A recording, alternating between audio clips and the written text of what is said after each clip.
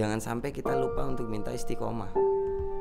Dengan secara nggak langsung itu kita minta istiqomah itu kan ngedokterin diri kita sendiri tuh. Gimana kita mau nggak istiqomah kalau kita aja mintanya istiqomah gitu kan? Pengen istiqomah, tapi nggak istiqomah gimana? Nggak minta. Iya gitu kan, kita dokterin diri sendiri aja. Karena kita yang minta, biasanya apa yang kita minta itu yang kita harap. Gitu kan? Jadi semacam ngedokterin diri sendiri. Ayo istiqomah, istiqomah gitu. Sujud lagi ya Allah, kasih saya keistiqomahan gitu. Nomor satu mau istiqomahan itu selain kita berdoa 5 waktu itu, kita jangan pernah berlepas dari jamaah. Kita jangan pernah bersendiri. Saya saudara berlima, satu laki-laki di terakhir 6. 4 itu kakak itu perempuan semua. Jadi saya tinggalnya sama ibu nggak mungkin mau ngurusin ini kan lagi lemas, lagi duka kan, dikit-dikit pingsan gitu, dikit-dikit pingsan. Harus saya nih yang ngurus nih. Ya tradisi di keluarga saya itu ada tahlilan 7 hari berturut-turut gitu kan. Berarti saya harus nyediain itu tuh di rumah tuh. Harus prepare semua barang-barang itu. Iya benar. Tapi di saat saya ngurus jenazahnya kakak ini, di situ saya mulai dapat bisikan-bisikannya. Itu mungkin cuman saya yang bisa ngerasain ya. Bahasanya tuh lihat itu gitu. Sebagai pelajaran ya. Gitu-gitu aja. Tapi masih kan harus ada pengajian di rumah gitu kan. Jadi saya ikutin Kang. Saya ini harus pakai baju koko juga. Padahal saya juga gelisah pengen jalan kan, pengen ke tempat hiburan lagi gitu. Pengen party lagi. Iya pengen gitu. party. Tapi gimana kan lagi duka gitu. Oke. Terus itu setelah banyak yang saya kerjakan di situ, saya harus lebih dekat dengan agama kan di situ. Karena harus ngurus tahlilannya kakak, harus ngurus kuburannya kakak, semua jadi tanggung jawab saya kan, karena laki-laki sendirian di rumah tuh qadarullah ya saya gitu. Lainnya anak saya kecil-kecil. Jadi saya harus dekat dengan agama. Selang beberapa hari di dalam rumah itu juga ada yang meninggal kan. Ibu-ibu kakaknya ibunya ipar saya. Nggak lama itu meninggal lagi Kang. Nggak ada selang 2 bulan itu. Nggak selang 2 bulan. Iya ada yang meninggal lagi. Temen sih tapi masih ada hubungan keluarga, teman-teman kantor banyak yang tahu gitu. Pokoknya orang dekat lah. Orang dekat. Dan gaya hidupnya sama saya gitu kan. Gaya hidupnya sama saya. Jahilnya lebih jahil lagi daripada saya gitu kan. Kadang saya yang lebih jahil daripada dia. Sembarangan pokoknya kan. Pokoknya ajar rata lah. Mau gimana di terminal, di mana aja, di diskotik, di mana aja, pokoknya hidupnya nggak sehat lah. Mabok. Itu saya biasanya kalau jenazah tuh kan nggak pernah saya mau lihat gitu, mau jenazah keluarga kalau diundang itu saya nggak pernah mau ngurus jenazah apa segala macam. Tapi si temen itu saya urus mendadak gitu kan, malamnya masih ngobrol, kena angin bahasanya orang sini itu, kena angin duduk. Angin duduk. Langsung meninggal, tahu kan angin duduk tuh ngebunuh tuh. Ninggal dia di jalan malam, paginya saya ngurus, saya beranikan diri untuk ini mandiin. Sama ikut mandiin fardu kifayah. Di situ makin keras bisikan tuh Kang. Masih ngasih tahu ini. Tapi bahasa yang saya mengerti ya, bahasa daerah itu kan, karena yang meninggal ini keluarga semua tuh. Jadi bahasanya itu gini lah istilahnya. Lihat tuh, ini orang nih sayang banget sama kendaraannya nih. Kan dia sayang banget sama motor sama mobilnya itu. Jangan kan kendaraannya, kunci kontak aja nggak ikut. Pokoknya ada suara-suara kayak gitu terus Pak. Selalu saya lihat itu. Masuk ke kubur pun gitu, saya yang guntingin ininya Kang. Bantu gunting, saya belajar di MCI kemarin sempet kayak gitu. Karena saya nggak tahu, saya cuman ikutin guntingan kain kapan itu aja. Memang nggak punya kantong. Semakin kuat di situ, saya ngeliat anak-anak juga, ini gimana nih? Kalau saya nggak ada gimana nih nasibnya anak-anak ini gimana nih? Mulai berpikiran di situ. Malam tuh entah kenapa, tapi ngobrolinnya mungkin nggak apa-apa ya kan, ini yang saya alami. Saya dapat mimpi Kang. Mimpi itu akhirnya sampai ke bawah mimpi iya pun kan, gitu. gitu kan. Oke. Entah ini mungkin hidayah yang kita maksud itu. Datang lewat mimpi itu saya ngeliat itu semua gunung, laut, pohon. Itu ngasih tahu saya kalau mereka itu juga bertawasul. Ngasih tahu saya kayak gitu. Kami ini loh bertawasul, kamu kok enggak gitu kan. Mereka aja itu sujud, nyembah Allah gitulah. Itu maksudnya. Si gunung, si pohon, si ini mimpinya gitu tuh. Besok paginya saya bangun tuh, jadi kalau saya keluar tuh ya, saya biasanya kegiatan kasih makan ayam tuh. Pas kasih makan ayamnya ibu tuh, saya bilang ngobrol gimana cara kamu bertawasul sama penciptamu. Burung yang banyak dipelihara di rumah itu disangkar, saya lepasin tuh Kang. Saya sempet kayak orang bego gitu. Saya lepasin semua. Iya ibu masih alhamdulillah masih ada tuh di rumah, bisa ditanyain tuh. Saya lepas, loh kenapa dilepas? Kasihan. Saya lepasin semua. Sampai berpikir begitu ya. Saya tuh jalan menuju keluar rumah itu Kang, ya sambil ngobrol-ngobrol sama daun-daun tuh. Caramu bertawasul ke atas itu gimana? Itu terus. Jadi itu saking tersentuh kemudian menjadi sebuah proses pencarian gitu. Bener. Oke. Nih?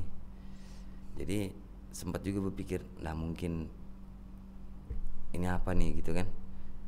Tapi kepengen tahu saya itu tambah, saya semakin tahu semakin takut saya Kang. Iya. Rasa takut saya ini luar biasa lah. Saya enggak pernah ngerasain takut yang seperti ini pokoknya. Biasanya saya takut tapi ada bisa aja ini gitu kan. Tetap dihadapin ini enggak nih, ketakutan ini. Kayaknya harus ada yang saya kerjain nih. Sampai kayak gitu saya berpikir tuh Kang. Terus di perjalanan pencarian itu ketemu sama siapa hingga jadinya tobat betulan gitu? Saya jalan ke pasar malam. Pasar malam di Domber, di Auri. Iya. Saya jalan-jalan ke pasar malam sama anak istri, tapi sudah blank kan. Namanya saya ngambil kerjaan. Jadi di situ saya ketemu sama penjual pecel ayam, pecel nasi pecel yang ternyata dia di Sepinggan Pratama. Mualaf. Di Mualaf Ar-Rahmah itu. Iya. Mualaf Center ya. Mualaf Center. Mudah-mudahan ibu ini nonton ya. Dan Allah jaga ibu itu. Ibu itu nunjukin ke saya, Mas, ini anaknya sekolah di mana? Anak saya yang besar itu sudah ukuran mau SMP. Makanya saya mulai berpikir tuh. Jadi anak ini sekolahnya di ini Kang. Kebetulan saya itu beda agama sama mertua ya. Saya nggak pernah ngurus anak sampai kayak gitu. Anak saya di sekolah ini di sekolah yang khusus beda Katolik gitu kan. Beda agama. Sekolahin gitu anak saya. Saya langsung ditawarin sama ibu itu, qadarullah ditawarin di sana ada pondok. Tapi kalau misalnya ngurus mualaf ini orangnya ini, karena istri saya basicnya dari Kristen kan. Ngobrol sama saya, anak saya ini saya langsung tarik aja dari sana Kang. Langsung saya tarik, saya masukin ke situ. Jadi MCI itu saya belajar di situ, belajar fikih di situ. Belajar agama lah di situ. Ya, belajar agama di situ. Saya setiap ada kajian saya ikut. Saya jadi relawan di situ. Anak saya daftarkan di situ dengan surat-surat lengkap. Saya sahadatkan di situ anak-anak saya. Yang sudah harus bersahadat sebelum dia diurus gitu kan. Masuk di pondok sini. Jadi dari awalnya itu dari ibu itu saya ketemu teman-teman Mualaf Center itu. Ya ini makanya saya agak terpukul juga yang pendirinya ini meninggal kan. Ya kita dapat kabar duka juga. Semoga Allah rahmati Coach Stephen Wibowo, pendiri Mualaf Center. Karena beliau ini, kami itu disediain ini Kang, selalu disediain, jangan sampai orang-orang ini nggak dapat pelajaran gitu kan, pelajaran agama. Pokoknya dibimbing terus. Kita mulai kendor ditarik lagi. Supaya kita itu sampai MC itu supaya kita bisa ikut terus belajar. Kita ndak alasan ada ada kuota atau apa gitu. Pokoknya kami diajarkan di situ terus lah. Tapi sampai sana sini juga belajar agama itu Kang. Cuma serak itu ya di sini ketemu teman-teman di kedai. Nah di situ saya perkokoh lagi masalah agama saya.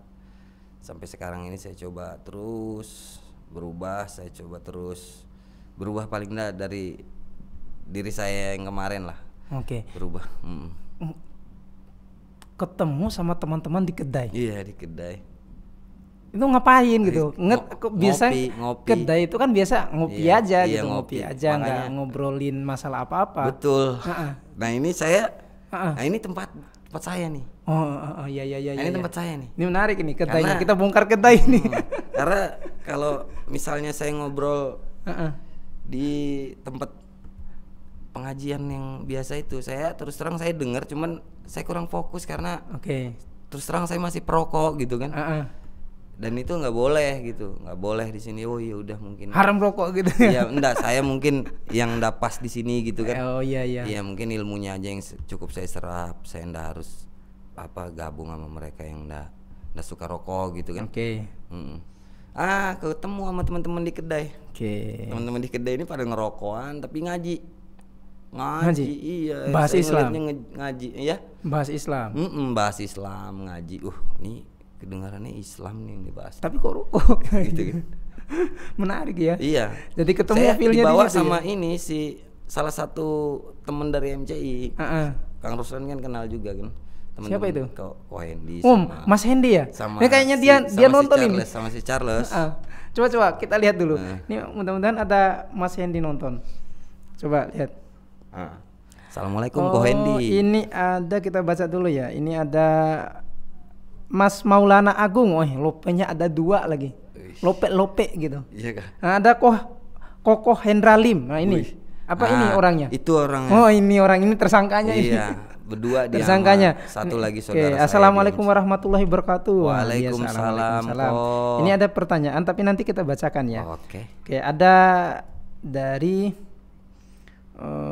Taufik Hidayatullah. Barakallah, semoga selalu dalam kesehatan, kebaikan dan keberkahan. Amin. Selalu istiqomah, amin ya menjadi brother. salim. Kemudian ada Mufcs. Kemudian ada Ismail ST. Ini orangnya juga. Guru saya itu. Oh gurunya. Salam dulu loh. Assalamualaikum guru. Ini ada Ari Wibowo, rada-rada nge-lag. Iya kita live-nya ini qadarullah jaringannya nggak bagus gitu.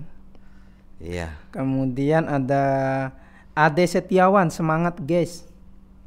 Ya ada Setiawannya. Ini teman-teman kita memang kendala teknis, jaringan internetnya lagi nge-lag.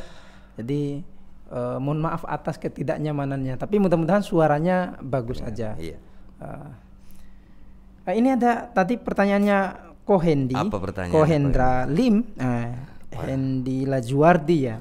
Ini pertanyaannya. Assalamualaikum warahmatullahi wabarakatuh. Tanya untuk Bang Sadri.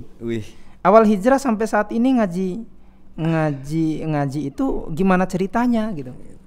Ya itu tadi. Kemudian terus gimana tanggapan orang tua, keluarga dengan hijrahnya Bang Sadri? Oke. Jadi gimana? Ko Hendy berarti lanjut cerita kedai ini. Kedai tadi itu Kang. Ko Hendy yang bawa ke sana. Itu yang nanya tadi tuh. Ko Hendy yang bawa. Berdua sama saudara saya juga namanya Charles dari MCI. Beliau juga penggiat dakwah. Beliau yang nunjukin nih kedai nih tempat nongkrong, kamu ngerokok bisa, ngopi bisa, ngaji di sini, kami juga ngaji di sini gitu kan. Ya saya di situ terus gitu kan. Wah bisa ngopi, bisa ngudut. Ternyata apa yang diajarkan di situ itu lebih bukan lebih baik daripada yang lain, bukan, semua sama kalau pelajaran agama ini saya rasa. Tapi ini lebih pas sama saya, lebih bisa saya terima dengan akal saya, lebih mudah saya terima itu. Lebih mudah dimengerti. Lebih mudah dimengerti, ringan gitu kan. Terus nggak banyak larangan. Untuk sementara kita yang sedang berproses kan, nggak banyak larangan. Tapi tetap syar'i. Semua masih nutup aurat, nggak ada yang haram lah benda-benda di situ insyaallah. Cuma ya gitu. Jadi yang saya dapat di sana itu Kang, kita tetap dinasehatin. Aurat tuh harus ketutup gitu kan. Lisan kita harus dijaga gitu kan. Kalau kita punya akhwat tuh kita harus hijabin. Nah, itu kan sama di mana-mana juga gitu. Tapi dia nggak langsung ayo dong kamu kayak gitu. Jangan kesini kalau misalnya kayak gini-gini gitu. Enggak. Nah, itu saya bisa terima di situ, tapi mereka tetap ngasih tahu yang benar tuh ini. Pilihannya ada di saya gitu kan. Mau terima apa enggak. Jadi aslinya adalah sampai ke ranah bahwa tindakan itu harus melalui kesadaran kita. Kemudian kita melakukan itu. Kalau nggak dilakukan, konsekuensinya juga kita yang tanggung. Benar. Bahkan yang saya rasakan di sana itu, yang dakwah itu jadi prioritas bahkan menurut saya itu. Yang dulunya, yang menurut saya itu dulunya dunia malam. Ternyata yang lain-lain ini cuma tunggangan aja. Gimana saya sadari itu gitu. Nah, di sini ini hari-hari orang, saya pikir dakwah ini orang-orang yang kurang kesibukan gitu kan. Jadi pengangguran aja nih yang dakwah gitu. Namanya juga ini budek. Nggak taunya orang-orang yang lebih kerjanya lebih usahanya lebih keren ngumpul di sono. Yang skillnya jauh di atas orang-orang yang saya kenal. Mereka di teknik ada, ya kan, di multimedia ada, semua ada, lengkap mereka itu dari berbagai latar belakang. Dari situ saya dikasih kesempatan sama orang di kedai teman-teman di kedai untuk gabung ngaji segala macam. Ngobrol-ngobrol sebelum masuk ke pembahasan lain. Yang tadi pertanyaannya Mas Hendy, yang dari MCI tadi, yang ini ada pertanyaannya tadi kan. Gimana tanggapan orang tua, tanggapan keluarga, istri, kaget nggak atau gimana gitu? Kok tiba-tiba ini begini gitu? Awalnya kaget pasti. Awalnya kaget. Ko Hendy juga tahu itu. Kaget. Tapi ya gitu Kang. Tambah lama tambah ngelihat ya awal-awalnya itu kenapa ini anak nih? Kenapa ada yang salah kan? Jatuh di mana ini? Ya kan gitu kan. Habis bikin salah apa ini? Orang ini kok kayak gini tiba-tiba kayak gini. Tiba-tiba pengen ke masjid. Gitu kan. Tiba-tiba aja pengen minta dibeliin Al-Qur'an. Oke. Tapi lama-kelamaan mereka ngelihatnya saya ini mulai jauh lebih baik lah daripada yang saya yang dulu, yang betul-betul buta, bahkan bisa dibilang sedikit aja bedanya sama binatang dulunya tuh. Sama aja di jalanan juga kayak gitu. Malu itu udah hampir nggak ada, hampir nggak punya. Sekarang ini mereka seneng, mereka ngelihatnya terus ada kemajuan, dan mereka mulai percaya, mulai dengar omongan-omongan saya. Apa yang saya dapat di kedai saya sampaikan ke mereka. Apa yang dilarang sama bahasa orang di kedai itu dilarang sama agama itu yang ini nih saya kasih tahu aja tanpa saya harus mentitik beratkan ini harus gini nih. Pokoknya harus gini. Enggak. Tapi ya gitu. Dan teman-teman alhamdulillah ikut gabung, teman-teman kecil itu yang dulunya sama-sama pergi maksiat, hiburan tuh alhamdulillah 1-2 mulai ikut Kang. Karena saya dikasih kesempatan buka program baru komunitas di teman-teman di kedai sana, guru-guru. Jadi ceritanya ini. Jadi ceritanya bahwa setelah Bang Sadri itu akhirnya rajin ke masjid, rajin sholat, kemudian ya ngerti agama gitu. Sedikit. Kemudian teman-teman di kedai ngasih tahu ini kalau kamu baik jangan baik sendiri gitu. Iya gitu. Iya, kamu nggak boleh, kamu harus ngajak teman-temanmu juga. Tapi saya juga yang saya dapat ilmu di sana memang harusnya begitu sebenarnya. Harusnya begitu. Iya. Jadi kita itu, saya ini sekarang ini seolah-olah ada sesuatu di sini yang harus saya bagi gitu kan ke orang.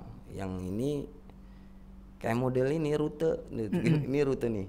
Kalau pengen ke titik di sono ada ridho, ada ridhonya sang pencipta, kita harus ke sana nih. jalannya ini nih, ini Oke. jalannya nih, gitu kan. Dengan apa yang saya dapat di sana, saya sampaikan sama teman-teman. Alhamdulillah teman-teman tuh ada yang terima, ada yang belum terima, tapi tetap santai, mau ngobrol apa segala macam. Nggak ada yang ngejudge, ya ada 1-2 tapi kan nggak penting kan. Oke, ngomong-ngomong ini penasaran ini bajunya ini ya. Yang mana? Ini setengahnya aja ketemunya ini. Iya kan. Ini baju apa ini? Baju komunitas kita Oke, nih. kajian katro, ngaji. Mana nih? Nih. Ngaji apa itu ngaji? Di bawah. Katro. Ngopi. Yuk ngopi kuy. Ngopi kuy. Iya. Kajian trotoar. Iya, Jadi katro itu kajian trotoar. Iya benar, kajian trotoar. Malam atau siang? Malam Kang. Malam. Jadi dunia malam lagi nih. Iya, tapi paling enggak positif lah. Oke, jadi dunia malam yang sudah berubah dari negatif ke positif. Positif. Oke, ini Bang Sadri ada pertanyaan ini. Oke. Dari Mufes CH itu. Mau tanya Bang Sadri. Oke. Kang, bagaimana memotivasi diri agar iman kita ini tetap stabil? Walaupun pada dasarnya iman itu kan naik turun. Yeah. Ini lagi satu lagi. Oke. Gimana dari Ari Wibowo? Ini pengantin baru ini, mudah-mudahan barokah sakinah mawaddah warahmah. Amin ya Robbi, amin. Oke, ini dari Ari Wibowo. Wibowo. Gimana caranya Bang Sadri biar tetap istiqomah di jalan dakwah yang sudah dijalani? Biar saya dan mungkin teman-teman yang lain bisa dapat motivasi dari kisah hidupnya Bang Sadri. Ini ada lagi ini The Winner Official. Assalamualaikum Om Oton. Ini Om Oton. Siapa ini? Oton ini sohib sahabat saya di Katro. Oke. Saudara saya di Katro. Saudara di Katro. Alhamdulillah nonton Pong. Jangan ngechat terus. Taruh dulu kuasmu itu, nonton sini. Iya. Oke, Bang Sadri tadi gimana ini? Apa namanya? Itu ceritanya? Pertanyaannya 2, tapi kayaknya mirip. Bisa mirip dijawab satu kali aja ini. Karena pertanyaan sama. Memotivasi diri agar tetap istiqomah dan apa namanya? Dan ya biar yang lain juga bener. ngambil hikmah dari sebuah pelajaran, karena kisah cerita itu selalu ada hikmahnya. Iya benar sih.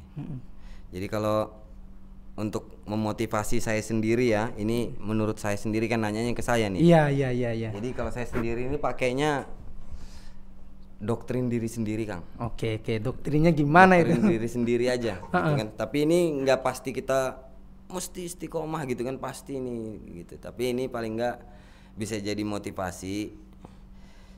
Ngedoktrin diri sendiri. Kalau misalnya kata guru-guru kita itu nanti di sujud terakhir berdoa gitu kan, atau nanti sebelum iqomah berdoa gitu kan. Ya pokoknya berdoa di waktu-waktu mustajab yang kita minta itu, minta istiqomah Kang. Jangan sampai kita lupa untuk minta istiqomah.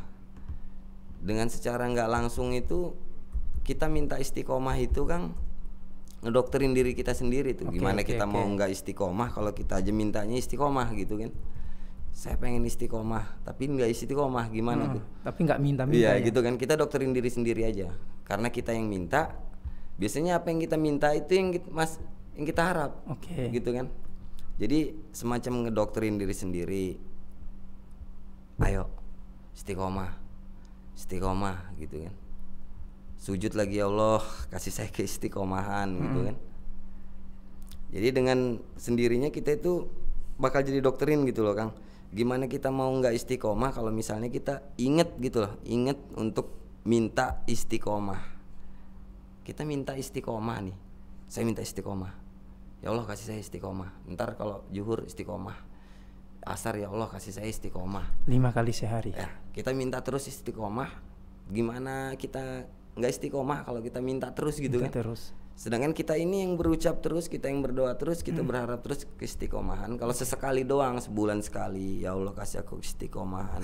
Biarpun kita nyebutnya 1000 kali, tapi sebulan sekali saya rasa itu nggak bisa ngedoktrin kita gitu kan. Nggak sama dengan setiap hari. Iya kan, setiap hari 5 kali lagi. Iya gitu Kang. Kalau misalnya dari saya tuh gitu teman-teman. Menarik ini teman-teman. Jadi tetap mendoakan bahwa harus minta istiqomah. Istiqomah. Kan mudah tuh supaya dia terjadwal. Ambil pas 5 waktunya aja. Pas 5 waktu. Di sujud terakhir kan mungkin ada bahasa yang bisa kamu sampaikan. Sampaikan. Apa yang kamu pengen ya begitu terus. Dan saya mintanya istiqomah itu Kang bukan sampai akhir hidup saya. Saya takutnya di akhir hidup saya sudah berhenti nggak istiqomah lagi gitu kan. Saya pengen istiqomah sampai di hadapannya Sang Pencipta. Merinding sana ini. Saya, Merinding sana ini. Loh iya, saya pengen istiqomah itu bukan cuma di akhir. Saya pengen saya benar-benar sudah berhadapan dengan Dia, Sang Pencipta itu. Terserah sudah sisanya. Terserah Sisanya ya terserah. Saya itu nggak banyak ngapalin doa supaya minta ini, minta itu, minta ini, minta pahala, minta banyak ini, enggak. Saya cuma minta diampunin aja. Saya cuma minta diampunin aja sama Sang Pencipta itu. Okay. Enggak minta yang lain. Masya Allah, ini luar biasa ini teman-teman. Selalu minta istiqomah karena istiqomah ini yang susah. Iya. Kalau istirahat mudah. Istirahat mudah. Istirahat mudah. Hadiahnya itu surga. Di hijrah tuh gitu kan. Sebenarnya nggak sekeren judulnya sih ini. Judulnya sangar betul cita bahannya. Padahal saya tuh hedonisnya di pos kamling kebanyakan. Pos kamling aja. Jerang. Ngopi. Kalau ada orang bawa botol diikutin itu aja. Karena saya hedonis banget. Di kampung aja paling. Ya sama aja kalau gitu. Kalau ada yang ajak baru kesana gitu kan. Jadi sekarang posisinya Bang Sadri adalah tadi sama teman-teman Katro. Iya, sekarang saya melanjutkan kehidupan malam, tapi ini yang positif. Iya benar. Ini juga kita biasanya ngerjainnya sampai jam 1 malam juga. Beres-beres ya ya Kang. Kita mulainya ini malam Kang, Mbak Daisa kita mulai. Dan ini juga sudah mulai. Ini baru ya kalau di Balikpapan ya. Oke. Sekalian kali biar sekalian aja ya, sama teman-teman itu biar tahu ini apa sih Katro itu.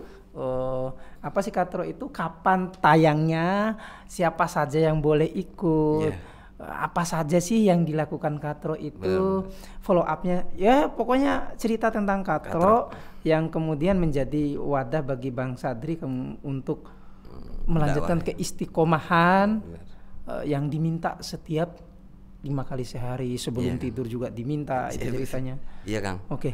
Gimana Bang Sadri? Jadi Katro itu kajian trotoar teman-teman. Teman-teman yang pengen gabung, syaratnya cukup pria. cukup jadi laki-laki ya. Cukup kamu pria, kamu bisa gabung. Apapun latar belakangmu. Kamu mantan pecandu, kamu mantan apa yang paling sangar, pokoknya datang aja ke tempat itu. Kami semua ngumpul di situ Kang, ringan-ringan aja sih yang dibahas, kajian-kajian ringan. Kami sediain pemateri yang dari kedai yang sudah pintar-pintar, maksudnya bisa nyampein apa yang bisa disampaikan. Terus itu di sana itu kita ngopi, kita nawarin teman-teman yang mau gabung itu ngopi gratis. Ngopi sasetan aja Kang, paling enggak malam minggunya mereka itu lebih positif lah Kang. Oke. Ya kan? Tapi kita adakannya cuman memang 3 minggu sekali, karena menghindari adanya bosan gitu kan. Teman-teman yang dari jalanan ini kan, dia yang datang nih dari komunitas tato, komunitas biker, komunitas ya termasuk teman-teman dari proyek kuli, preman, orang terminal, macam-macam Kang. Siapa aja asal laki-laki. Jadi dari jalanan ya. Mau dia basicnya juga, sekalipun dia dari agama sebelah, kalau dia mau gabung, selamat datang. Welcome ya. Selamat datang. Siapapun antum, siapapun Anda gabung. Mantap ini. Ini Bang Sadri ada pertanyaan ini. Oke. Ada dari Indra Prasetya. Prastia. Apa sih tantangan terberat ketika berhijrah Kang Sadri? Ini apa? Tantangan terberatnya apa sih? Kan orang tidak langsung pas berubah. Iya. Pasti ada itu godaan setan yang terkutuk gitu. Yang Iya. Yang paling susah, yang paling sering, dan yang paling, maksud saya yang paling susah menurut saya itu yang paling susah ditinggalkan kan? Itu halangan itu sampai sekarang masih ada. Tembok dinding berupa penilaian orang lain. Itu penilaian orang lain itu kadang-kadang bikin kita itu apa? Mundur, Kang. Mundur. Wah, kamu dibilang anu nih. Baca Quran kok di pinggir jalan gitu kan, kayak katro gitu kan. Ngaji kok ngerokok apa segala macam gitu kan. Ini mantan ini bukan santri. Pokoknya macam-macam lah. Terlalu banyak kita mikirkan pikiran orang lain itu tantangan yang terberat buat kita. Bagaimana caranya kita nggak mikirin orang lain? Pernah nangis nggak? Kenapa? Pernah nangis nggak? Atau pernah pas terpojok sekali itu? Terpojok sekali. Ketika dengar komentar gitu? Nggak sampai nangis juga ya. Kalau nangis pernah, cuman nggak nangis gara-gara penilaian orang lain. Cuman penilaian orang lain itu memang jadi sugesti juga sih, Kang.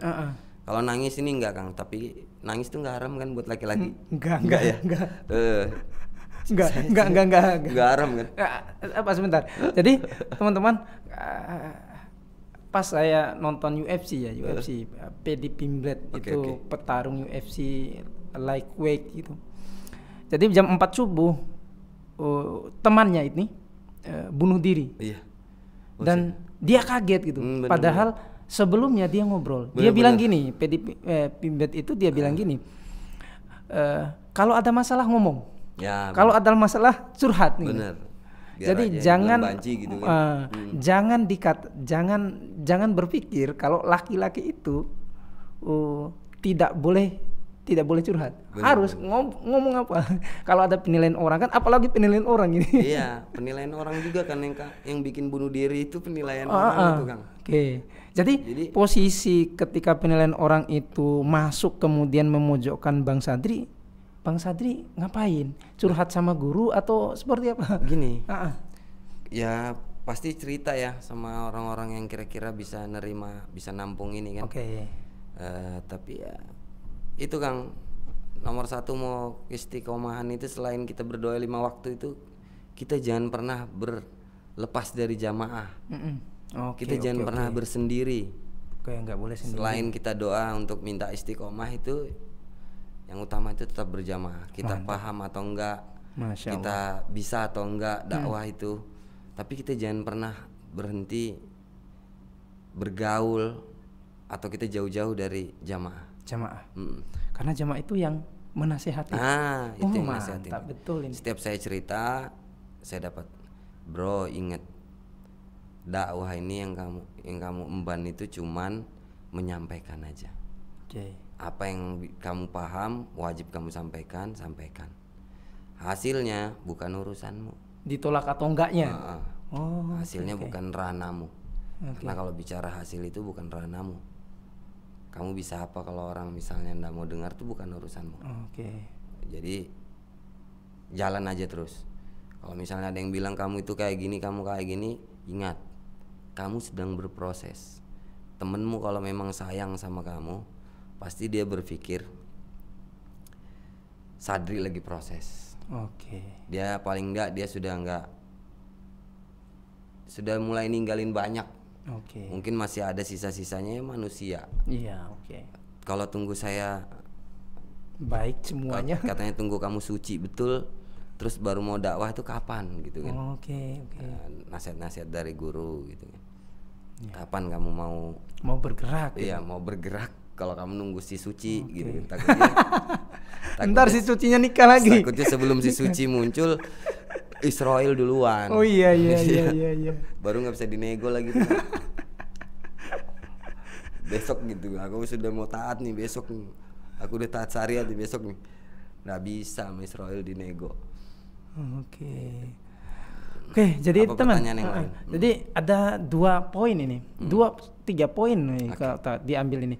1, selalu doakan istiqomah di setiap 5 kali sehari, atau 6 kali lah dengan sebelum tidur. Kemudian yang kedua, jangan jauh-jauh dari jamaah. Jangan jauh-jauh. Jangan sampai terlepas dari jamaah. 2 bulan itu termasuk waktu yang udah deket, udah dekat lagi kita itu keseret sama dunia. Kalau kita jauh dari teman-teman. Dan yang ketiga tadi adalah ingat baik-baik. Malaikat pencabut nyawa itu nggak ada bisa nego. Nggak bisa dinego itu, bro. Nggak ada diskon. Besok aja ya. Kayak orang koperasi. Besok aja ya. Saya bayar besok. Saya taat sudah besok. Nggak bisa itu saya rasa. nggak bisa. Sepakat kah? Sepakat itu. Oke, teman-teman, kita sudah 45 menit lewat kita jalan ini untuk sebelum menutup. Ini Bang Sadri apa sih apa namanya? Sebelum Bang Sadri menutup ke podcast ini dengan 1-2 kata bijak lah istilahnya, atau pengalaman pahit, atau pengalaman ya yang kalau hari ini kita tengok kembali pengalaman yang lalu pasti kita ketawain itu. Singkat aja ya. Iya. Soalnya jaringan mulai kacau. Kacau. Jaringannya kok kacau betul ini. Jadi gitu Kang. Iya. Teman-teman, termasuk apa yang saya mau bicarakan ini atau apa yang keluar dari lisan saya ketika itu bentuknya nasihat, jelas itu juga buat saya ya. Jelas juga buat siapa aja yang butuh gitu. Hijrah itu harusnya kita coba hijrah bukan karena cuman mau ikut-ikutan, tuh nggak bagus sama sekali, atau karena ada seseorang yang pengen kita deketin terus kita hijrah. Terus jangan pernah takut untuk hijrah. Takut itu standar, Kang. Takut itu sifat standar manusia. Jangan sampai rasa takut itu menghentikan kamu untuk berhijrah. Rasa takut itu pasti ada, takut dibully, takut dibilang so alim, takut dijauhin teman-teman. Takut itu pasti ada. Jadi gimana? Hadapi meskipun dengan penuh rasa takut. Hijrah, ketika sudah hijrah, jangan pikirkan tantangan apa yang bakal kita temui di jalan nanti ketika kita hijrah.